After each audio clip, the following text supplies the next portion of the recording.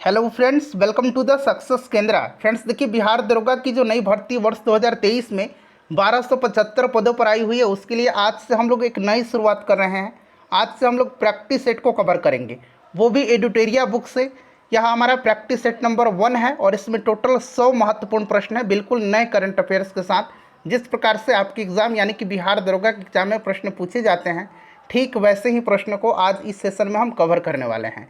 अगर आप चैनल पर पहली बार विजिट कर रहे हैं और बिहार दरोगा की बेहतरीन तरीके से तैयारी करना चाहते हैं, तो आप चैनल को सब्सक्राइब कर लीजिए और जो बगल में बेल आइकन है, घंटी का निशान है, उसको ज़रूर दबा लीजिएगा, ताकि जब भी बिहार दरोगा भर्ती 2023 से संबंधित कोई भी इंपॉर्टेंट वीडियो अपलोड किया जाए तो उसका नोटिफिकेशन सबसे पहले आपके पास पहुंच जाए।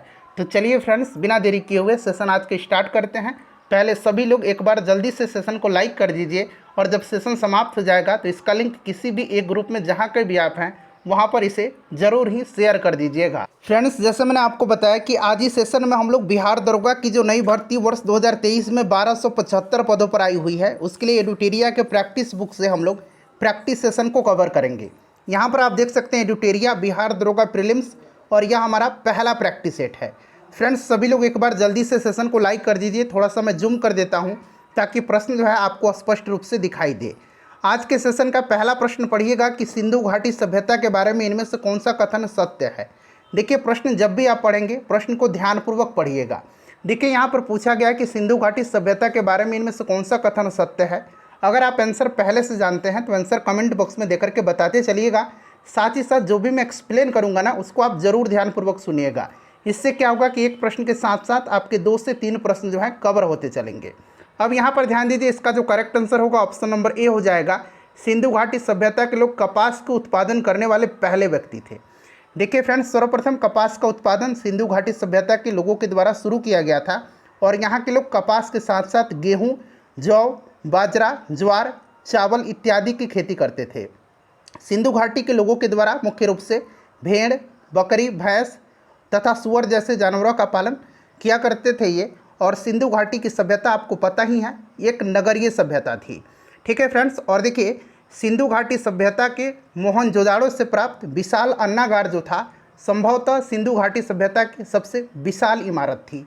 ये भी आप जरूर ध्यान रखिएगा। तो देखिए, सिंधु घाटी की सभ्यता ग्रामीण सभ्यता थी, ये गलत है, नगरीय सभ्यता थी। सिंधु घाटी के लोग कुत्ते, बिल्लियों और घोड़ों के बड़े पैमाने पर पालन करते थे। मैंने आपको बताया था कि सिंधु घाटी के लोगों के द्वारा मुख्य रूप से भेड़, बकरी, भैंस, सूअर जैसे जानवरों का पालन होता था। और यहाँ के लोग केवल चावल की खेती करते थे, ये भी गलत है। ये केवल चावल की खेती नहीं करते थे, ये चावल के साथ साथ गेहूँ, जौ, बाजरा, इन सब की भी खेती किया करते थे। तो ऑप्शन नंबर ए जो होगा इसका करेक्ट आंसर हो जाएगा। जैन धर्म के 3 रत्न, जिसको कि त्रिरत्न कहा जाता है, उसमें शामिल है। अच्छा, एक जैन धर्म का त्रिरत्न है और एक जो है पंच महाव्रत है, यानी कि 5 महाव्रत है। जैन धर्म का 5 महाव्रत जो है कौन कौन सा है, तो अहिंसा, सत्य, अपरिग्रह। यहाँ मैं लिख देता हूँ अहिंसा, सत्य, अपरिग्रह। ठीक है, अपरिग्रह और अस्तेय, ये 4 महाव्रत हो गए। कौन कौन से, तो उंगली पर काउंट करेंगे, अहिंसा, सत्य, अपरिग्रह और अस्तेय। और ये चारों महाव्रत जो हैं ये पार्श्वनाथ के द्वारा दिया गया था। और 5वां महाव्रत जो था ब्रह्मचर्य, इसको वर्धमान महावीर ने दिया था, जो जैन धर्म के अंतिम तीर्थंकर थे। तो ये 5 महाव्रत याद रखिएगा कौन कौन से, तो अहिंसा, सत्य, अपरिग्रह, अस्तेय और ब्रह्मचर्य। क्लियर है ना। प्रश्न में पूछा गया त्रिरत्न में कौन कौन से हैं, तो त्रिरत्न में सम्यक दर्शन, सम्यक ज्ञान और सम्यक आचरण है। तो ऑप्शन नंबर सी हो जाएगा। सम्यक विश्वास मतलब सम्यक दर्शन का मतलब सही विश्वास, सम्यक ज्ञान का मतलब सही ज्ञान और सम्यक आचरण का मतलब सही आचरण। ठीक है ना, ऑप्शन सी इसका राइट आंसर हो जाएगा। देखिए, चोल अभिलेखों के अनुसार जैन संस्थानों को दान में दी जाने वाली भूमि को क्या कहा जाता था। चोल अभिलेखों के अनुसार जैन संस्थानों को दान में दी जाने वाली भूमि को क्या कहा जाता था, तो ये भूमि जो होती थी इसको कहा जाता था पल्ली छंद्रम। Option number B right answer हो जाएगा। गैर ब्राह्मणों को दी जाने वाली भूमि को वेलन वगाई कहा जाता था। वेलन वगाई कहा जाता था किसको, तो गैर ब्राह्मणों को दी जाने वाली भूमि को। स्कूल या फिर विद्यालय कहिए, उनकी व्यवस्था के लिए दिए जाने वाली जो भूमि थी उसको सालाभोग कहा जाता था। साथ ही साथ ब्राह्मणों को दान में दी गई भूमि को ब्रह्मदेय कहा जाता था। ये सारे पॉइंट्स फ्रेंड्स आप ध्यान रखिएगा। देखिए बिहार दरोगा में अब तक जो पिछली बार वैकेंसी आई हुई थी वहाँ तक जितने भी प्रश्न पूछे गए हैं उनको मैं आपको सब्जेक्ट वाइज कवर करवा दूंगा। हिस्ट्री का अलग वीडियो में, पॉलिटी का अलग वीडियो में, ज्योग्राफी का अलग वीडियो में और साइंस का अलग वीडियो में बिल्कुल बेहतरीन तरीके से तैयारी कराई जाएगी बिहार दरोगा की। इसीलिए आप चैनल को सब्सक्राइब कर लीजिए और बेल आइकन को जरूर दबा लीजिएगा। चलिए नेक्स्ट क्वेश्चन करेंगे कि विशाख दत्त द्वारा रचित मुद्रा राक्षस कौन सी भाषा में लिखी गई है। अच्छा, सबसे पहले तो आपसे प्रश्न यह पूछा जाता है कि मुद्रा राक्षस किसकी रचना है, तो याद रखना विशाख दत्त की। क्लियर है। और इसी ग्रंथ से चंद्रगुप्त मौर्य के विषय में विस्तृत जानकारी प्राप्त होती है। इस नाटक में चंद्रगुप्त मौर्य को वृषल अथवा कुलहीन कहा गया है, वृषल अथवा कुलहीन कहा गया है। ठीक है ना, ध्यान रखिएगा। और देखिए ये जो मुद्रा राक्षस है विशाख दत्त की, इसका हिंदी अनुवाद करने का श्रेय भारतेंदु हरिश्चंद्र को प्राप्त है। ये भी आप निश्चित रूप से ध्यान रखिएगा। राइट आंसर इसका ऑप्शन नंबर सी हो जाएगा, संस्कृत। निम्नलिखित में से किस शासक के शासनकाल में भारत का पहला मुद्रा रुपया मुद्रित हुआ। चलिए आंसर अगर आप जानते हैं भाई तो कमेंट करते चलिए। राइट आंसर इसका क्या हो जाएगा, शेरशाह सूरी के शासनकाल में। अच्छा, शेरशाह सूरी का मकबरा कहाँ है, तो सासाराम में है। ये भी आप जरूर याद रखिएगा। ठीक है ना, प्रश्न बनता है शेरशाह सूरी, राइट आंसर हो जाएगा। चलो उसके बाद देखिए निम्नलिखित में से किसके शासनकाल में मुगलों और मराठों के बीच द्वंद्व प्रारंभ हुआ, बताइए इसका आंसर क्या होगा। तो देखिए अगर हम बात करें तो शाहजहां के काल से ही शिवाजी के नेतृत्व में मराठों ने मुगल क्षेत्र पर आक्रमण किया था, लेकिन मराठों और मुगलों में प्रत्यक्ष संघर्ष जो है ये औरंगजेब के शासनकाल से शुरू हुआ था। तो यहाँ पर पूछा गया है किसके शासनकाल में मुगलों और मराठों के बीच द्वंद्व प्रारंभ हुआ। तो वैसे तो आक्रमण शाहजहां के समय से ही होता चला आ रहा है, लेकिन ये प्रत्यक्ष रूप से औरंगजेब के समय में हुआ था। ठीक है ना। चलिए उसके बाद देखिएगा कि भारत के में किस गवर्नर जनरल को स्थानीय स्वशासन का पिता यानी कि स्थानीय स्वशासन का जनक कहा जाता है। चलिए बताइए राइट आंसर। तो आपको पता है यह लॉर्ड रिपन को कहा जाता है। किसको कहा जाता है, लॉर्ड रिपन को स्थानीय स्वशासन का जनक कहा जाता है। फ्लोरेंस नाइटिंगेल ने इसको भारत के उद्धारक के रूप की संज्ञा दिया है, भारत के उद्धारक के रूप में इनकी संज्ञा दिया है।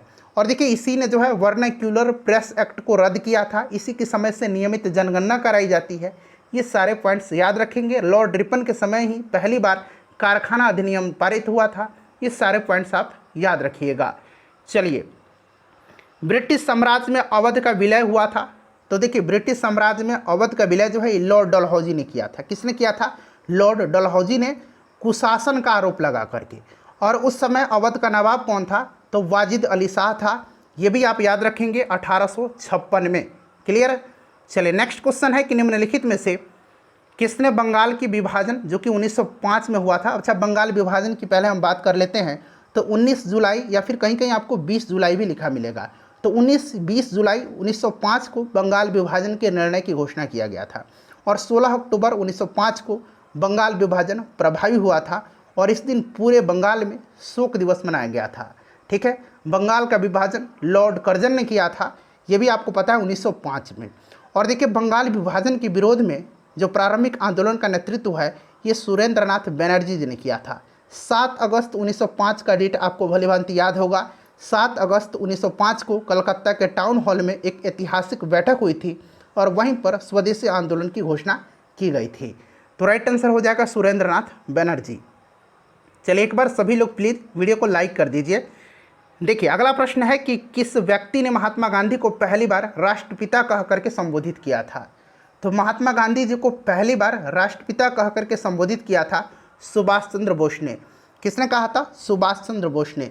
अच्छा, रविंद्रनाथ टैगोर को जो है, रविंद्रनाथ टैगोर को गुरुदेव की उपाधि किसने दिया था, तो महात्मा गांधी जी ने दिया था। ये सब आप याद रखिएगा। चलिए सत्यशोधक समाज की स्थापना कब हुई थी। सत्यशोधक समाज की स्थापना जो है 1873 में हुआ था। किसने किया था, तो ज्योतिबा फूले जी ने किया था। बड़ा ही महत्वपूर्ण है फ्रेंड्स, याद रखिएगा, बहुत ही ज़्यादा महत्वपूर्ण है। चलिए उसके बाद देखिएगा कि अटाला देवी मस्जिद का निर्माण किस शासक के द्वारा किया गया था। अच्छा, सबसे पहले बताइए कि ये अटाला देवी मस्जिद है कहाँ पर। तो देखिए अटाला देवी मस्जिद जो है यह जौनपुर के समीप है। ठीक है ना।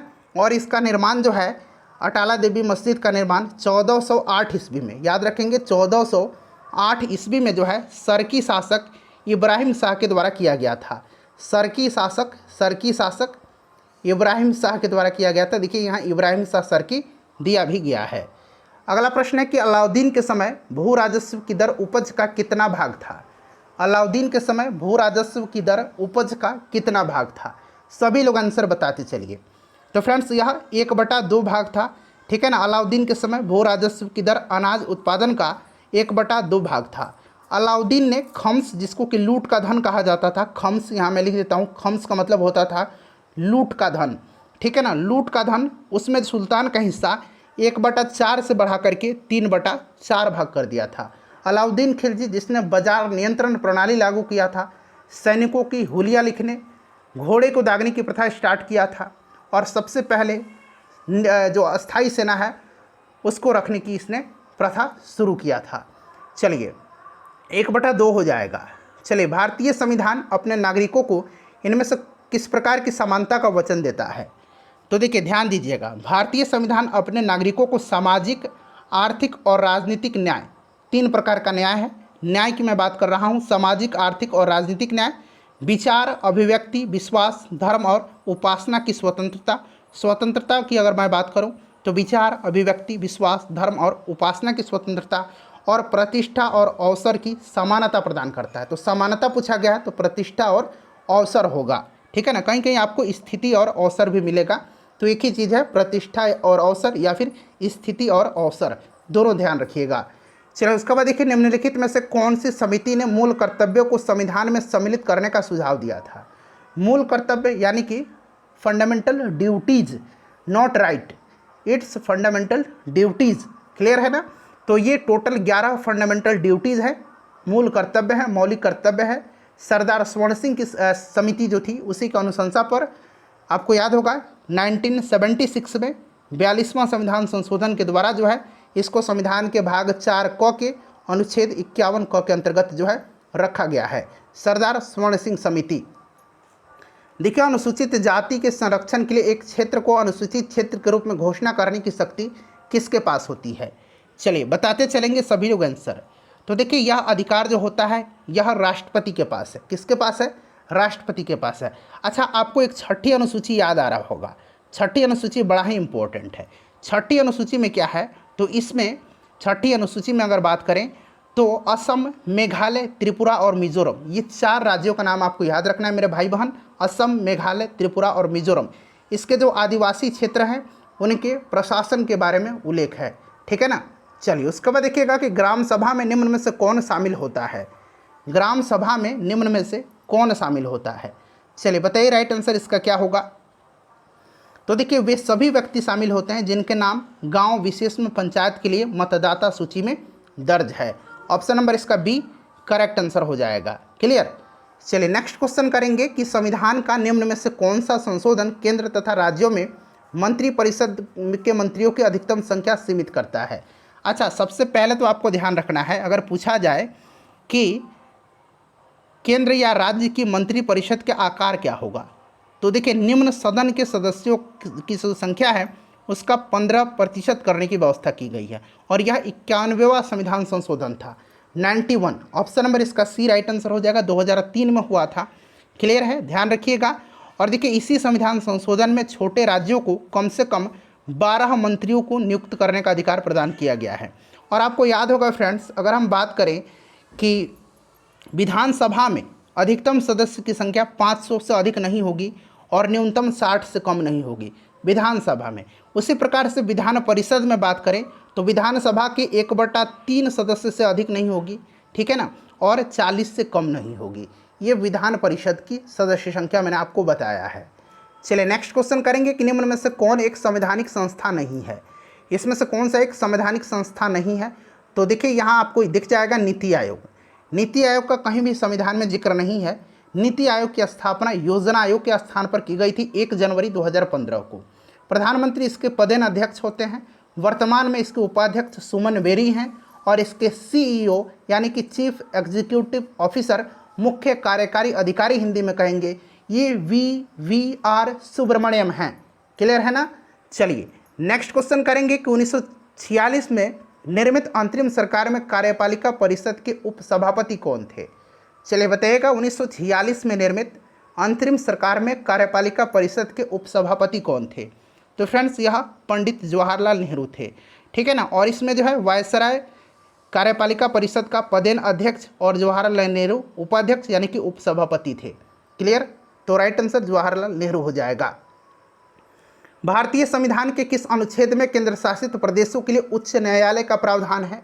देखिए केंद्र शासित प्रदेश पूछा गया है, ध्यान रखना है। अगर वहीं आपको राज्यों के लिए पूछता तो अनुच्छेद 214 होता, ठीक है ना, 214। क्लियर। संघ राज्य क्षेत्रों का प्रशासन अगर बात करें तो 239 में है। संघ राज्य क्षेत्रों के लिए उच्च न्यायालय जो है यह अनुच्छेद 241 में है। क्लियर है ना, याद रखिएगा। चलिए, और वर्तमान में कितने जो हैं हाई कोर्ट हैं यानी कि उच्च न्यायालय हैं? 25 उच्च न्यायालय हैं, 25। ये भी आंकड़ा आप जरूर ध्यान रखिएगा। लोकसभा के स्पीकर का निर्वाचन होता है। लोकसभा के स्पीकर अभी वर्तमान में श्री ओम बिरला जी हैं, और जो अध्यक्ष होता है, स्पीकर होता है, उसका निर्वाचन लोकसभा के सदस्यों के द्वारा ही किया जाता है। तो यहाँ पर राइट आंसर इसका ऑप्शन नंबर सी हो जाएगा, लोकसभा के सभी सदस्यों के द्वारा।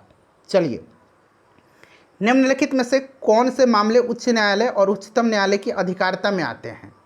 बताइए, दोनों के, उच्च न्यायालय और उच्चतम न्यायालय यानी कि हाई कोर्ट और सुप्रीम कोर्ट के। तो यह मूल अधिकार का परिवर्तन हो जाएगा, ठीक है ना। आपको याद होगा अनुच्छेद 32 के तहत उच्चतम न्यायालय यानी कि सुप्रीम कोर्ट, और अनुच्छेद 226 के तहत हाई कोर्ट यानी कि उच्च न्यायालय मौलिक अधिकारों की रक्षा करते हैं और 5 प्रकार के रिट भी जारी करते हैं इसी अनुच्छेद के तहत। देखिए, गोल्डन ट्रायंगल, स्वर्णिम त्रिभुज एक विशेष क्षेत्र है जो मादक द्रव्यों की तस्करी के लिए प्रसिद्ध है। निम्न में से कौन सा देश इस त्रिभुज का भाग नहीं है? बताइएगा। यानी कि गोल्डन ट्रायंगल का कौन सा भाग जो है, कौन सा देश जो है भाग नहीं है? तो देखिए, जो गोल्डन ट्रायंगल है ना, यानी कि स्वर्णिम चतुर्भुज या चतुर्भुज नहीं, त्रिभुज, याद रखिएगा, त्रिभुज, इसमें कौन कौन से देश हैं? थाईलैंड, म्यांमार, लाओस है, ठीक है ना। इसमें कंबोडिया नहीं है। अंतर्राष्ट्रीय प्रवासी दिवस कब मनाया जाता है? अंतर्राष्ट्रीय प्रवासी दिवस प्रत्येक वर्ष कब मनाया जाता है? अच्छा, भारतीय प्रवासी दिवस तो 9 जनवरी के दिन मनाया जाता है। 24 जनवरी के दिन राष्ट्रीय बालिका दिवस मनाया जाता है, ठीक है ना, याद रखिएगा। 18 दिसंबर इसका राइट आंसर हो जाएगा। 18 दिसंबर को अंतर्राष्ट्रीय प्रवासी दिवस मनाया जाता है। चलिए, लोसुंग जो है ये कहाँ का त्यौहार है? लोसुंग त्यौहार कहाँ लोकप्रिय है? लोसुंग त्यौहार जो है यह सिक्किम में मनाया जाता है। कहाँ पर? यह एक फसल का त्यौहार है, यानी कि फसलों की कटाई के जश्न के रूप में इसे मनाया जाता है। तो सिक्किम इसका राइट आंसर हो जाएगा। देखिए, योनेक्स कप जो है यह किस खेल से संबंधित है? योनेक्स कप जो है यह किस खेल से संबंधित है? तो योनेक्स कप बैडमिंटन से संबंधित है।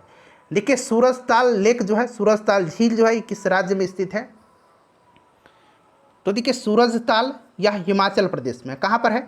रेणुका झील भी पूछा जाता है, रेणुका झील भी हिमाचल प्रदेश में ही है, इससे भी आप निश्चित ध्यान रखिएगा। चलिए, इसके बाद देखिए, इकोसिस्टम का सही परिभाषा के पूछा गया। इकोसिस्टम की परिभाषा क्या है? 2 ऑप्शन यहाँ पर है, पढ़ लीजिए, ठीक है ना। बाकी 2 ऑप्शन मैं आपको यहाँ पर दिखा देता हूँ। देखिए, बाकी 2 ऑप्शन यहाँ पर हैं, तो राइट आंसर इसका ऑप्शन नंबर डी हो जाएगा, जीव समुदाय और उसके वातावरण का संतुलित तंत्र। देखिए, पारिस्थितिकी संतुलन बनाए रखने के लिए भारत में वन्य क्षेत्र कितने प्रतिशत पर होने चाहिए? तो ये आपको भली भांति पता है कितना होना चाहिए, तो 33.33%, ठीक है ना। ऑप्शन नंबर इसका डी राइट आंसर हो जाएगा। चलिए, उसके बाद देखिएगा कि एपीफाइट्स पौधे बहुत अधिक विकसित होने वाले पौधे हैं जो अन्य पौधे पर निर्भर रहते हैं, क्यों? तो एपीफाइट्स वे पौधे होते हैं जो आश्रय के लिए किसी अन्य वृक्षों पर निर्भर रहते हैं, ठीक है ना। तो यांत्रिक मदद हेतु इसका राइट आंसर हो जाएगा। निम्नलिखित में से कौन सुमेलित नहीं है? एक तरफ जयमंडल आरक्षित क्षेत्र है, दूसरी तरफ स्थापना वर्ष है। देखिए, सबसे पहले जान लीजिए, सिमलीपाल कहाँ पर है? उड़ीसा में है। कंचनजंगा कहाँ पर है? सिक्किम में है। नोकरेक कहाँ पर है? मेघालय में है। पन्ना कहाँ पर है? मध्य प्रदेश में है। इतना क्लियर हो गया ना। चलिए, अब देखिएगा, इसमें से जो राइट आंसर होगा ऑप्शन नंबर बी हो जाएगा। कंचनजंगा 2002 जो है यह गलत दिया गया है, कंचनजंगा 2000 होगा, सन 2000 में इसको जो है जयमंडल आरक्षित क्षेत्र घोषित किया गया था। ये जो है सुमेलित नहीं है। देखिए, सुमेलित नहीं पूछा गया है, बाकी सारे सुमेलित हैं। क्षेत्रीय भाषा में निर्णय प्रकाशित करने वाला पहला हाईकोर्ट कौन सा है? टोटल 25 हाईकोर्ट है, मैंने आपको जैसे बताया था। इसका राइट आंसर जो होगा ये केरल हाईकोर्ट होगा, केरल हाईकोर्ट, ठीक है ना, ध्यान रखिएगा। केरल हाईकोर्ट कार्यवाही को लाइव प्रसारण करने वाला पहला हाईकोर्ट, लाइव प्रसारण करने वाला अगर पूछेगा पहला हाईकोर्ट तो गुजरात हाईकोर्ट होगा, और क्षेत्रीय भाषा में प्रकाशित करने वाला अपने निर्णय को तो यह केरल होगा। ठीक है ना। चलिए, किस राज्य सरकार द्वारा स्वास्थ्य ऐप जारी किया गया है? अंग्रेजी में है SHWAS। तो यह ऐप जो है यह जारी किया गया है किसके लिए? तो तमिलनाडु सरकार ने राज्य के स्वच्छता कर्मचारी और उनके परिवार के सदस्यों के कल्याण के हेतु यह ऐप जारी किया है। नेक्स्ट क्वेश्चन है, हाल ही में संगम नौसेना अभ्यास का आयोजन भारत ने किस देश के साथ किया है? चलिए बताएंगे इसका राइट आंसर क्या हो जाएगा। संगम नौसेना अभ्यास यह भारत और अमेरिका के बीच हुआ है, और इसका यह 7वां संस्करण था जो कि दिसंबर 2022 में गोवा में संपन्न हुआ है। तो आपका अमेरिका हो जाएगा। अंतर्राष्ट्रीय लेबर संगठन श्रम संगठन यानी कि इंटरनेशनल लेबर ऑर्गेनाइजेशन में शामिल होने वाला 187वां देश कौन सा है? बताइएगा, राइट आंसर क्या हो जाएगा। तो देखिए फ्रेंड्स, ILO, ठीक है ना, जेनेवा में है इसका हेडक्वार्टर। 1919 में इसको स्थापित किया गया था। इसका स्थापना 1919 में हुआ था, 1919 में। और 187वां देश इसका जो बना है यह टोंगा बना है। टोंगा बना है, ठीक है ना, टोंगा राइट आंसर होगा। चलिए, उसके बाद देखिएगा कि विश्व हिंदी सम्मेलन 2023 जिसका आयोजन फिजी में किया गया था, इसमें से भारत की तरफ से किसने प्रतिनिधित्व किया था? याद रखिएगा, विश्व हिंदी सम्मेलन 2023 का आयोजन फिजी में किया गया था। फिजी की राजधानी कहाँ पर है? सुआ फिजी की राजधानी है। और इसमें भारत की तरफ से प्रतिनिधित्व जो है भारत के विदेश मंत्री S जयशंकर ने किया था। नेक्स्ट क्वेश्चन करेंगे, सभी लोग अपना अपना स्कोर जरूर बताइएगा। देखिए, भारत सरकार ने भूकंप प्रभावित क्षेत्र तुर्की तथा सीरिया की मदद के लिए कौन सा ऑपरेशन चलाया था? तो यह ऑपरेशन जो है यह ऑपरेशन दोस्त है। ठीक है ना, ध्यान रखिएगा, ऑपरेशन दोस्त। अच्छा, एक ऑपरेशन कावेरी है। ऑपरेशन कावेरी जो कि सूडान में जो गृह युद्ध हुआ था वहाँ से भारतीयों को निकालने के लिए चलाया गया था।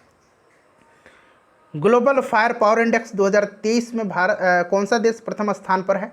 Global fire power index 2023। अच्छा, भारत की रैंक क्या है इसमें? भारत की रैंक याद रखिएगा, भारत की रैंक इसमें चौथा है। ठीक है ना, चौथे स्थान पर भारत है, पहले स्थान पर अमेरिका है। कौन है? पहला स्थान पर इसमें अमेरिका है। चलिए नेक्स्ट क्वेश्चन करेंगे। बिल्कुल बेहतरीन तरीके से तैयारी कराई जाएगी बिहार दरोगा की।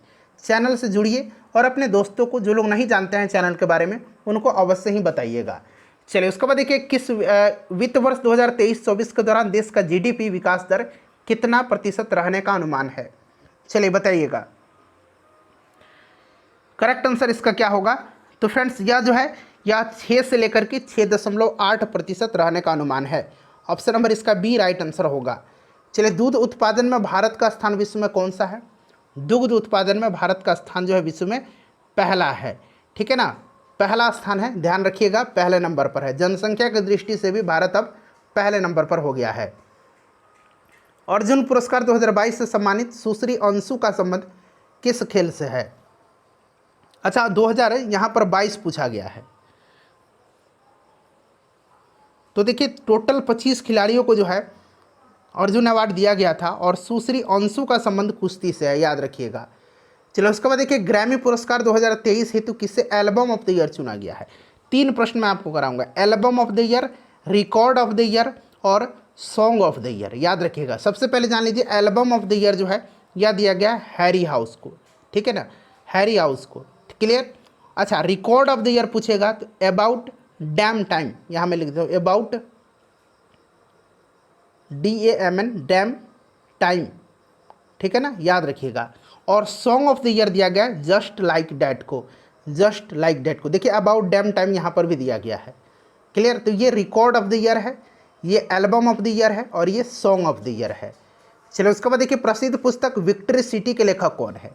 विक्ट्री सिटी को लिखा है किसने? तो ये लिखा है फ्रेंड्स किसने? ध्यान रखिएगा, सलमान रुश्दी की यह पुस्तक है। सलमान रुश्दी का प्रश्न जो है एग्जाम में पूछा जाता है। और देखिए, मिडनाइट चिल्ड्रन इन्हीं की रचना है, द सैटेनिक वर्सेज इन्हीं की रचना है, ये सब याद रखिएगा। तो सलमान रुश्दी। विश्व कैंसर दिवस 2023 की थीम क्या है? अच्छा, विश्व कैंसर दिवस मनाया कब जाता है? तो भाई, ये प्रत्येक वर्ष जो है 4 फरवरी के दिन मनाया जाता है, 4 फरवरी के दिन मनाया जाता है। और इसका थीम क्या था इस बार? तो क्लोज द केयर गैप। ठीक है ना, ऑप्शन बी राइट आंसर होगा। स्टैचू ऑफ नॉलेज को स्थापित किया गया है। अच्छा, एक स्टैचू ऑफ नॉलेज हो गया, एक स्टैचू ऑफ बिलीफ है, स्टैचू ऑफ बिलीफ। ठीक है ना, एक स्टैचू ऑफ इक्वलिटी है।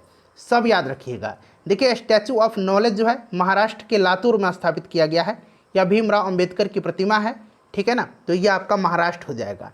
स्टैचू ऑफ बिलीफ पूछेगा तो राजस्थान में भगवान शिव को समर्पित है। स्टैचू ऑफ इक्वलिटी पूछेगा तो ये तेलंगाना में है, यह रामानुज को समर्पित है, रामानुजा, ठीक है ना। चलिए, जनवरी 2023 में आए रिपोर्ट के अनुसार 2022 में भारत का सबसे प्रदूषित शहर कौन सा है? तो सबसे प्रदूषित शहर जो है यह आपका नई दिल्ली है। नई दिल्ली राइट आंसर हो जाएगा। इसमें से कौन सा सुमेलित नहीं है? देखिए सुमेलित नहीं पूछा गया है भाई। तो देखिए अरुणाचल प्रदेश के राज्यपाल जो हैं ये कौन है? ये सही दिया गया, मेघालय के फागू चौहान बिल्कुल सही है। झारखंड का सीपी राधाकृष्णन सही। अच्छा, फागू चौहान पहले बिहार के थे, बिहार का अब नए राज्यपाल बने हैं राजेंद्र विश्वनाथ अर्लेकर, ठीक है ना, याद रखिएगा। महाराष्ट्र के गणेशी लाल नहीं है, महाराष्ट्र के जो हैं रमेश बैस हैं। रमेश बैस इससे पहले झारखंड के राज्यपाल थे, अब ये महाराष्ट्र के रमेश बैस बन गए हैं। चलिए उसके बाद देखिएगा कि हाल ही में तुलसीदास बलराम का निधन हो गया, इनका संबंध किस क्षेत्र से था? बताइए राइट आंसर क्या होगा? तो इनका संबंध जो था यह किस क्षेत्र से है? तो तुलसीदास बलराम भारत के प्रसिद्ध फुटबॉलर थे, ठीक है ना, फुटबॉल राइट आंसर हो जाएगा। तो करेक्ट आंसर यहाँ पर देखिए खेल हो जाएगा, ठीक है ना। भारतीय प्रतिस्पर्धा आयोग के नए अध्यक्ष कौन बने हैं? अच्छा, अभी देखिए इनसे पहले कार्यवाहक अध्यक्ष थी कौन? तो संगीता वर्मा, लेकिन अब अस्थायी अध्यक्ष बना लिया गया है रवनीत कौर को। किसको? रवनीत कौर को, रवनीत कौर को, ठीक है ना। रवनीत कौर का नाम याद रखिएगा। जब ये प्रश्न बना था उस समय संगीता वर्मा थी, लेकिन अब वर्तमान में रवनीत कौर हैं। क्लियर? चलिए उसके बाद देखिए अंतर्राष्ट्रीय धर्म सम्मेलन का उद्घाटन कहाँ किया गया? तो इसका उद्घाटन राष्ट्रपति द्रौपदी मुर्मू जी ने किया था। ये 7वां धर्म सम्मेलन था, ये 7वां अंतर्राष्ट्रीय धर्म सम्मेलन था और इसका उद्घाटन मध्य प्रदेश के भोपाल में किया गया था। क्लियर? तो यहाँ पर देखिए भोपाल हो जाएगा, मध्य प्रदेश भी याद रखेंगे। हाल ही में दयानंद सरस्वती जी की कौन सी जयंती मनाई गई है? आपको याद होगा 1875 में इन्होंने आर्य समाज की स्थापना किया था। इन्होंने वेदों की ओर लौटो का नारा दिया था। सत्यार्थ प्रकाश इनकी पुस्तक का नाम है, ये सब याद रखिएगा। 200वां जयंती इनका मनाया गया, ठीक है। प्रधानमंत्री नरेंद्र मोदी जी ने जो है इनकी 200वीं जयंती का आयोजन का शुभारंभ किया था। चलिए 53 नंबर करेंगे। एक बार सभी लोग प्लीज़ जल्दी से वीडियो को लाइक कर दीजिए भाई। हाल ही में किसके द्वारा दुनिया के सबसे लंबे प्लेटफॉर्म का उद्घाटन हुबली में किया गया? हुबली कहाँ पर? तो कर्नाटक में, याद रखिएगा, ठीक है ना। तो ये उद्घाटन किया गया किसके द्वारा? तो प्रधानमंत्री जी के द्वारा, नरेंद्र मोदी राइट आंसर हो जाएगा। दुनिया का सबसे लंबा प्लेटफॉर्म है, 1.5 किलोमीटर इसकी लंबाई है, लगभग में आपको याद रखना है, ठीक है ना। चलिए उसके बाद देखिएगा नेपाल के नए राष्ट्रपति कौन बने? अच्छा, नेपाल के प्रधानमंत्री भी नए ही होंगे अभी भी। आपको याद होगा पुष्प कमल दहल प्रचंड, इनका नाम याद है, ठीक है ना। और राष्ट्रपति बने हैं रामचंद्र पौडेल।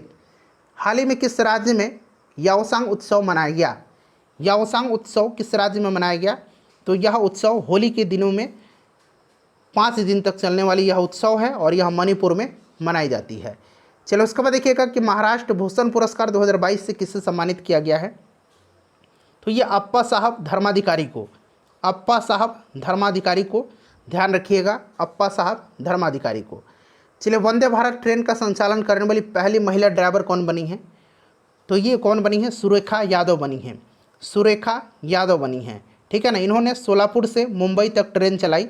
सुरेखा यादव देश की पहली महिला ट्रेन ड्राइवर भी हैं, याद रखिएगा, सुरेखा यादव। उसके बाद देखिए रबी फसल की बुआई की जाती है।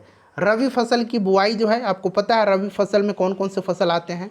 तो गेहूँ, चना, जौ, सरसों ये सब आते हैं। इसकी बुआई जो है अक्टूबर से नवंबर तक की जाती है और मार्च अप्रैल में इसकी कटाई होती है। खरीफ फसल की बुआई जून जुलाई में की जाती है, जबकि सितंबर अक्टूबर में इसको काट लिया जाता है, ठीक है ना। तो रबी फसल पूछा गया है तो अक्टूबर नवंबर, याद रखिएगा, ऑप्शन नंबर बी। जूट उत्पादन में अग्रणी राज्य? तो जूट का उत्पादन में अग्रणी राज्य जो है ये आपको पता है, यह पश्चिम बंगाल है। पश्चिम बंगाल राइट आंसर हो जाएगा। किस भारतीय राज्य की अधिकतम सीमा म्यांमार से लगती है? अच्छा देखिए म्यांमार से टोटल 4 राज्य की सीमा लगती है। कौन कौन से राज्य? तो अरुणाचल प्रदेश, नागालैंड, मणिपुर और मिजोरम। और सबसे ज़्यादा सीमा जो है ये पूर्वोत्तर में ये लगती है किससे? तो अरुणाचल प्रदेश से, ठीक है ना। चलिए नेक्स्ट क्वेश्चन है कि भारत के उत्तरी मैदानों में शीत ऋतु में वर्षा होती है। अच्छा, भारत में सबसे ज़्यादा वर्षा जो है ये दक्षिण पश्चिमी मानसून के कारण होती है, दक्षिण पश्चिमी मानसून के कारण होती है। इस चीज़ को आप ध्यान रखिएगा। और भारत के उत्तरी भागों में, जो उत्तरी मैदानी भाग है, वहाँ पर शीत ऋतु में वर्षा पश्चिमी विक्षोभ के कारण होती है, पश्चिमी विक्षोभ के कारण होती है। कॉफ़ी पोर्ट के नाम से जाना जाता है। तो कॉफ़ी पतन या कॉफ़ी पोर्ट एक ही चीज़ है। यह ब्राज़ील का सैंटोस बंदरगाह है, सैंटोस बंदरगाह, ठीक है ना। कॉफ़ी का उत्पादन सर्वाधिक ब्राज़ील में होता है, याद रखिएगा। इसको कॉफ़ी पोर्ट के नाम से जाना जाता है। उसके बाद देखिए, नंदा देवी चोटी किस हिमालय का भाग है? नंदा देवी चोटी किस हिमालय का भाग है? नंदा देवी चोटी उत्तराखंड में स्थित है और यह चोटी जो है कुमायूं हिमालय का भाग है। यह कुमायूं हिमालय का भाग है। कुमायूं हिमालय राइट आंसर हो जाएगा। द्वीपों का समूह लक्षद्वीप कहाँ, लक्षद्वीप है। यह निर्मित है किससे? तो लक्षद्वीप जो है ये प्रवाल के द्वारा निर्मित है, ठीक है ना। लक्षद्वीप प्रवाल के द्वारा निर्मित है। चलिए, तो राइट आंसर प्रवाल द्वारा हो जाएगा। दूध गंगा किसकी सहायक नदी है? अच्छा, एक दूध गंगा जो है ये कृष्णा की सहायक नदी है और एक दूध गंगा जम्मू कश्मीर में जो है यह झेलम की है। तो यहाँ पर झेलम इसका राइट आंसर होगा। चलिए, भार का ऐसा ही मात्रक पूछा गया है। तो भार का और बल का दोनों का याद रखिएगा न्यूटन होता है। W = mg होता है, ठीक है ना। अब यहाँ मास है और ये जी क्या है? जी त्वरण ही है। तो और बल का भी ma होता है, मास इंटू एक्सेलरेशन यानी कि त्वरण, तो इसीलिए न्यूटन होगा।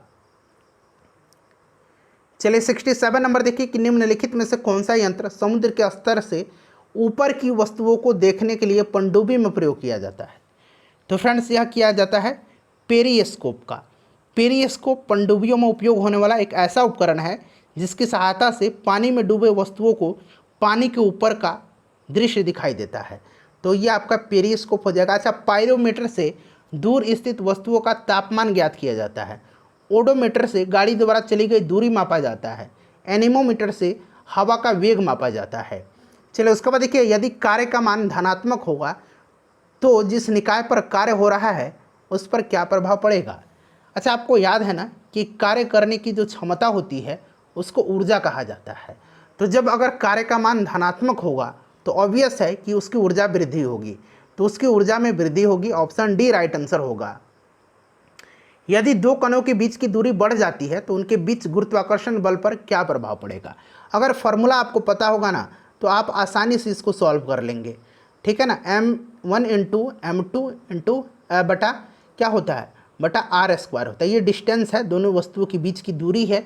तो क्या होता है? दोनों वस्तुओं के बीच की दूरी के वर्ग के व्युत्क्रमानुपाती होता है और उनके द्रव्यमान के गुणनफल के अनुक्रमानुपाती होता है। तो वहीं पूछा गया है कि बीच की दूरी अगर बढ़ाया जाए तो चूंकि व्युत्क्रमानुपाती होता है ये फोर्स, तो अगर दूरी बढ़ाई जाती है भाई तो फोर्स क्या होगा? घटेगा। यहाँ दूरी अगर बढ़ाई जा रही है तो फोर्स घटेगा, दूरी घटाई जाएगी तो फोर्स घटेगा, दूरी घटाई जाएगी तो फोर्स बढ़ेगा, क्योंकि यह व्युत्क्रमानुपाती है, ठीक है ना, इन्वर्सली प्रोपोर्शनल है।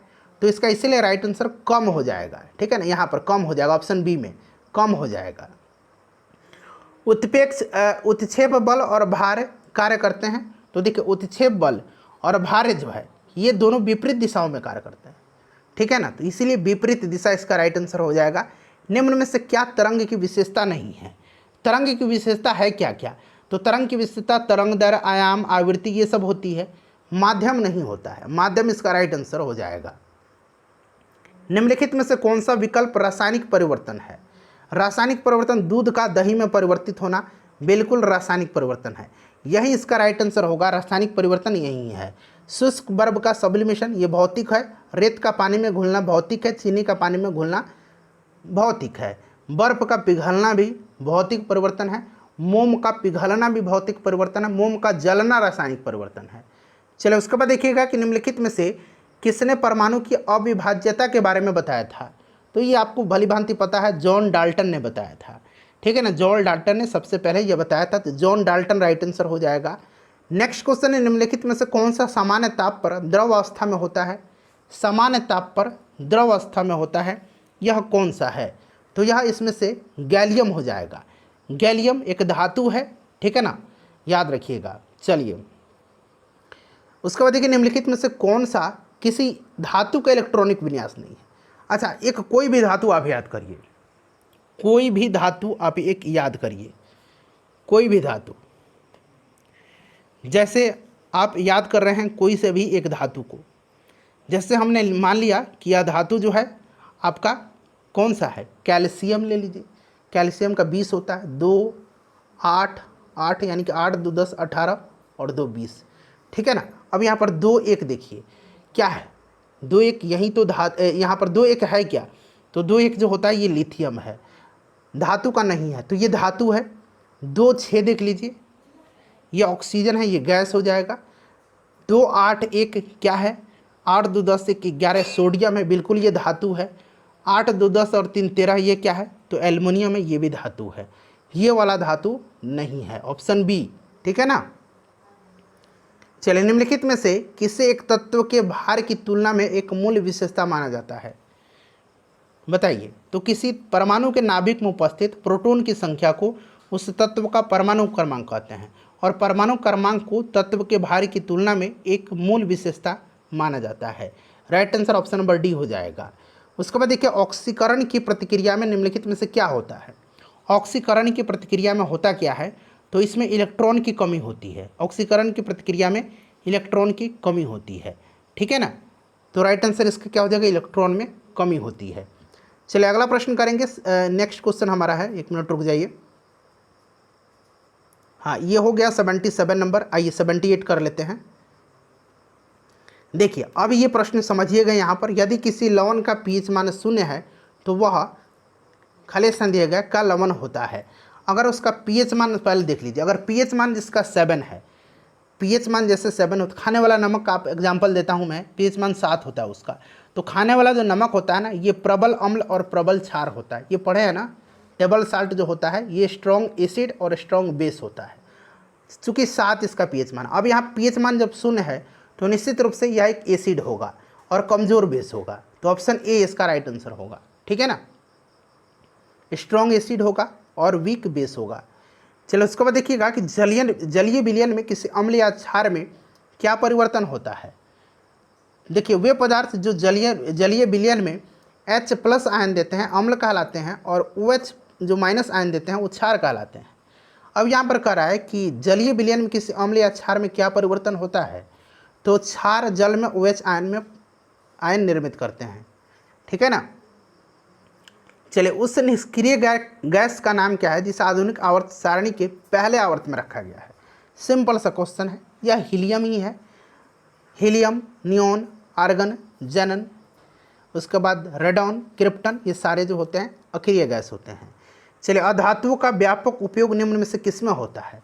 अधातु का, नॉन मेटल का, तो उर्वरक में होता है, पौधों की बेहतर वृद्धि के लिए खाद के रूप में किया जाता है। कास्टिक सोडा का रासायनिक नाम पूछा गया है। कास्टिक सोडा का रासायनिक नाम क्या होता है।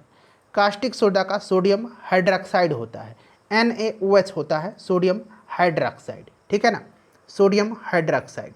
चलो उसके बाद देखिएगा कि हीमेटोलॉजी का अध्ययन निम्नलिखित में से किससे संबंधित है। अब देखिए हीमेटोलॉजी बहुत ही आसान है, हीमोग्लोबिन, हीमेटोलॉजी इस तरह से रिलेट करिएगा तो यह रक्त हो जाएगा, खून, ठीक है ना। चलिए उसके बाद देखिएगा नेक्स्ट क्वेश्चन करेंगे कि पानी की कमी के कारण कोशिका के संकुचित भित्ति से अलग होने की प्रक्रिया को क्या कहा जाता है। बताइए, पानी की कमी के कारण कोशिका के संकुचित होकर के कोशिका भित्ति से अलग होने की प्रक्रिया को प्लाज्मोलिसिस कहा जाता है। जीव द्रव्य संकुचन इसको हिंदी में कहा जाता है, प्लाज्मोलिसिस इसको अंग्रेजी में कहा जाता है। चलिए उसके बाद देखिएगा कि हमारे शरीर में वसा संचायक ऊतक कौन सा है। वसा संचायक ऊतक कौन सा है, तो फ्रेंड्स यह ऊतक जो है ये एडिपोज ऊतक है, ठीक है ना, एडिपोज ऊतक है। वसा ऊतक 2 प्रकार के होते हैं, एक जो होता है एरियोलर ऊतक होता है, एक एरियोलर, यहाँ मैं लिखता हूँ, एक देखिए यहाँ पर है, एक एरियोलर ऊतक होता है और एक जो होता है आपका एडिपोज ऊतक होता है, ठीक है ना। वसा 2 प्रकार के होते हैं, और वसा संचायक जो होता है ना, ये इसमें से वसा संचायक एडिपोज होता है, वसा संचायक एडिपोज होता है, ठीक है ना। चलिए, अस्थायी ऊतकों के निर्माण के लिए एक अस्थायी संरचना, आकार और क्रिया अपनाने की प्रक्रिया को क्या कहा जाता है, तो इस प्रक्रिया को कहा जाता है विभेदन, ठीक है ना। विभेदन कहा जाता है, लगातार विभेदन के माध्यम से जीव के शरीर में वृद्धि होती है, विभेदन कहा जाता है। पादपों में सबसे प्रचुर मात्रा में उपस्थित तत्व कौन सा है। सिंपल सा क्वेश्चन, बताइए सबसे ज़्यादा इसमें से कौन सा है। तो पादपों में कार्बन सबसे प्रचुर मात्रा में पाया जाता है, ठीक है ना, तो इसीलिए कार्बन इसका राइट आंसर हो जाएगा। चलो उसके बाद देखिएगा कि निम्नलिखित में से किसने सजीव वस्तुओं में लक्षणों की आनुवांशिक के सिद्धांतों का प्रतिपादन में योगदान दिया था।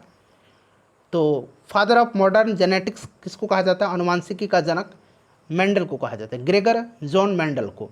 तो यहाँ पर देखिए कि ग्रेगर जॉन मेंडल इसका राइट आंसर हो जाएगा, ठीक है। चलिए उसके बाद 89 नंबर क्वेश्चन है हमारा कि जोंक जो होता है, जोंक या निम्नलिखित में से किस संघ से संबंधित है। जोंक, केचुआ, ये सारे जो होते हैं ये एनेलिडा संघ में आते हैं। किसमें, एनेलिडा में आते हैं। चलिए सीप, घोंघी ये सब मोलास्का में आता है, एनेलिडा में जोंक आता है। निम्नलिखित में से किसमें होमोडोंट दांत पाए जाते हैं। होमोडोंट दांत जो है यह किस में पाए जाते हैं बताइए। तो देखिए होमोडोंट जो पाया जाता है यह मछली में पाया जाता है, मछली में राइट आंसर होगा। मनुष्यों के पाचन तंत्र में उत्सर्जित अम्ल कौन सा है, तो ये आपको HCl है, यानी कि हाइड्रोक्लोरिक अम्ल है, याद रखिएगा हाइड्रोक्लोरिक अम्ल। चलो उसके बाद देखिएगा निम्नलिखित में से कौन सा रोग विषाणु जनित नहीं है, यानी कि वायरस से नहीं होता है। चेचक होता है, इन्फ्लुएंजा होता है, खसरा होता है, तपेदिक नहीं होता है। तपेदिक जीवाणु से होता है, यानी कि बैक्टीरिया से होता है। चलो उसके बाद देखिए 1949 में भारत सरकार द्वारा नियुक्त राष्ट्रीय आय समिति का अध्यक्ष निम्नलिखित में से कौन था। तो 1949 में भारत सरकार के द्वारा नियुक्त राष्ट्रीय आय समिति के अध्यक्ष PC महालनोबिस थे, ठीक है ना, PC महालनोबिस थे। और डॉक्टर R गॉडगिल और BKRV राव जो थे इस समिति के अन्य सदस्य थे। तो ये सदस्य भी थे और BKRV राव, और मैंने एक और नाम बताया था कौन सा, तो गॉडगिल का नाम, ठीक है ना, और PC महालनोबिस इसके अध्यक्ष थे। चलिए national academy of agriculture research management ये कहाँ पर स्थित है, तो फ्रेंड्स यह हैदराबाद में है। नेक्स्ट क्वेश्चन है कि निम्नलिखित कीमत सूचकांकों में से केंद्र सरकार के कर्मचारियों की मजदूरी में क्षतिपूर्ति हेतु किसका प्रयोग किया जाता है। तो फ्रेंड्स यह प्रयोग किया जाता है औद्योगिक कर्मियों के लिए उपभोक्ता कीमत सूचकांक का, ठीक है ना। चलिए 96 से यहाँ पर देख लीजिएगा, मैथ का क्वेश्चन है 96 से लेकर के 100 तक में। फ्रेंड्स आप क्या करिए 95 में से अपना स्कोर बता दीजिए, और जब तक आप वीडियो को लाइक करेंगे, स्कोर अपना कमेंट करेंगे और इसको जब तक शेयर करेंगे ना, मैं आपको फटाफट मैं आपको इसका आंसर बता देता हूँ मैथ का। देखिए 96 का जो राइट आंसर हो जाएगा, PDF आपको टेलीग्राम पर मिलेगा, टेलीग्राम से जुड़िए। उससे बेटर रहेगा कि आप व्हाट्सएप चैनल को फॉलो करिए, मेरा व्हाट्सएप चैनल का लिंक डिस्क्रिप्शन में मिलेगा, व्हाट्सएप चैनल के लिंक को फॉलो कर लीजिएगा। PDF वहाँ पर मैं आसानी से उपलब्ध करवा दूंगा, ठीक है ना। अपना स्कोर सभी लोग कमेंट करके बताइएगा। 15 मिनट इसका राइट आंसर हो जाएगा। 98 का D यानी कि 4 राइट आंसर हो जाएगा। 99 का करेक्ट आंसर जो होगा आपका 18,400 रुपया हो जाएगा। और आखिरी क्वेश्चन 100 का करेक्ट आंसर 1,800 रुपया हो जाएगा।